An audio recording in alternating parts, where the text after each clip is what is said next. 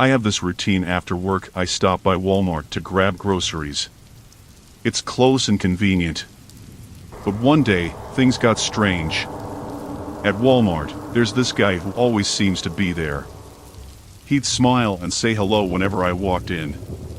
Seemed friendly enough. But then, his questions started getting too personal. He wanted to know where I lived, where I worked. It made me uneasy. One day, he asked for my number. I politely declined, but he didn't take it well. When I left the store, I heard footsteps behind me. I glanced back, and there he was, sitting in his car. It felt eerie, like he was tailing me. I hurried back to Walmart, feeling a chill down my spine. The workers there said he wasn't an employee. That sent shivers through me. I reported it to the police, but they couldn't find him. I thought avoiding Walmart would keep me safe. But he kept popping up. Once, I saw him at another store. Panic hit me hard. How did he find me again? I rushed out, my head spinning with worry. Days later, I spotted a car near my office that looked just like his. Was it him? I couldn't be sure, but I felt like I was being watched all the time. Then, a call came from an unknown number. There was heavy breathing on the other end, followed by a child's voice whispering, "I'll find you." I was terrified. I told my boss, but the fear lingered. One night, I glimpsed him near my apartment. I dashed inside, locking every door and window. The feeling of being watched haunted me. Stranger things started happening. My things seemed out of place when I returned home. Sometimes, I heard scratching late at night, and I felt like someone was breathing down my neck. During a stormy night, the power cut off. The whistling wind and a low rumble made it feel scarier. It sounded like someone moving, but there was no one in sight. It gave me chills. Next morning, a note was slipped under my door. It was from him, saying he'd been watching me. How did he get inside? I packed my bags and hurried to a friend's place. But when I arrived, I spotted him across the street. I felt trapped and scared. Then I remembered something odd. Every time he appeared, there was this faint static radio sound. It was spooky, like a warning. I went back to the police, shared all my fears. They planned to set up cameras at my place. But before that could happen, another call came. This time, it was a clock ticking in the background, followed by scary laughter. The voice warned, "Time's ticking. You can't hide forever." I felt helpless. But digging deeper, I found an old news article about a missing person. It looked like him. He seemed obsessed with finding that person. The more I searched, the more I saw the connection. He believed I was the missing person. I took everything to the police.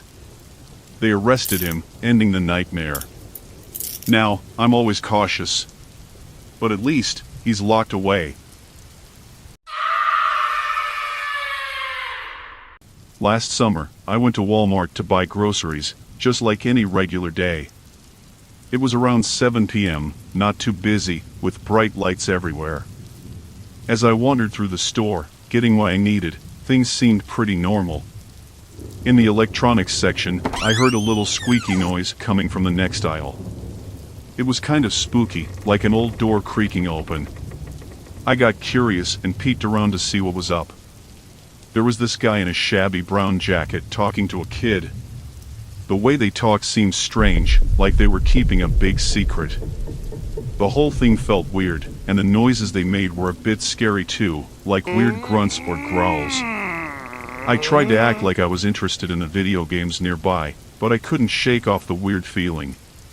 When I got closer, I felt my heart beating faster, like I was scared or something. I tried asking about a game, just to chat with the guy. But he seemed uneasy, and there were odd scratching sounds in the background.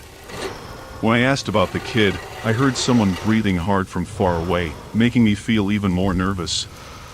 Feeling creeped out, I stepped back and headed towards the checkout.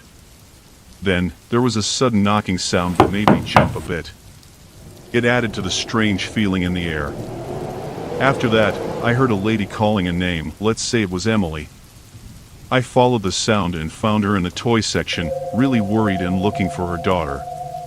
I quickly told her what I saw, feeling more and more scared. Together, we rushed through the aisles, trying to find Emily's daughter while things just felt more and more tense. As we got close to the front of the store, everything felt different. The lights flickered, making weird shadows, and there was a sudden fuzzy sound, like a radio that's not working right. We found the man and Emily's daughter at the checkout. Emily demanded answers, and the man couldn't explain properly. Suddenly, everything went dark, and the man ran off, disappearing in the confusion. In the scary darkness, we looked for Emily's daughter, with weird laughter echoing around. Thankfully, we found her safe with a toy, which made us all feel better. Later, we learned that the man had done this kind of thing before, pretending to take kids away. The darkness in the store was his doing, a plan to escape. It was a reminder for all of us that even in regular places like Walmart, there can be scary situations. But thankfully, Emily's daughter was okay, teaching us all a lesson about staying safe, even in the most everyday spots. Back in my college days, I worked the late shift at a Walmart near my school. Juggling classes and work was tough, but this job fit my wild schedule perfectly. Nights there were busier than you'd expect, and I was the only cashier handling the late hours. One regular customer always showed up around 2 a.m. He had this habit of buying all sorts of things, different sized clothes, food, toys, tools, a real random mix. It was strange, and he never said a word, just moved around silently, making the old floor creak. Months passed, and this guy didn't say a thing until one surprising night. Out of the blue, he started chatting, asking about my night and weekend plans. It was weird cause he always seemed tired, but his eyes were wide open, like he hadn't slept in ages. As the night went on, the store got quieter. Sometimes, I'd hear these faint whispers, like someone softly talking from a distance.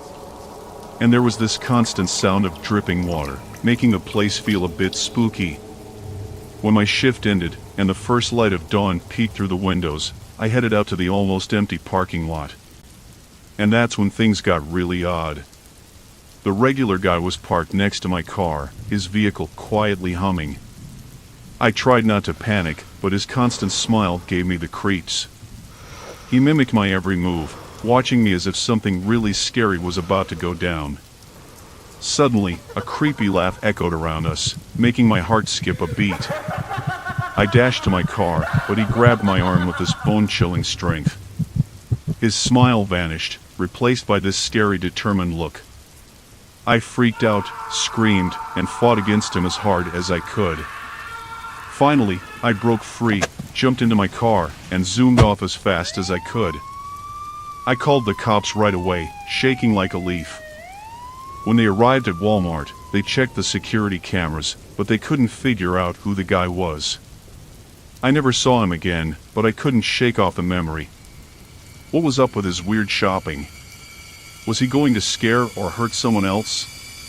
Inside the store, during those late hours, it always felt a bit spooky. The aisles were quiet, and sometimes I'd hear these distant whispers. But that night, it felt different, eerier. It was like there was someone else there, even though I couldn't see anyone else. The cops searched the place, but they found nothing unusual. It was as if the strange guy vanished into thin air. The police kept an eye on Walmart for a while, but things went back to normal, and life moved on. Months later, I saw a familiar face on the news, a picture of the guy from Walmart. Turns out, he was part of a group targeting late-shift workers in stores.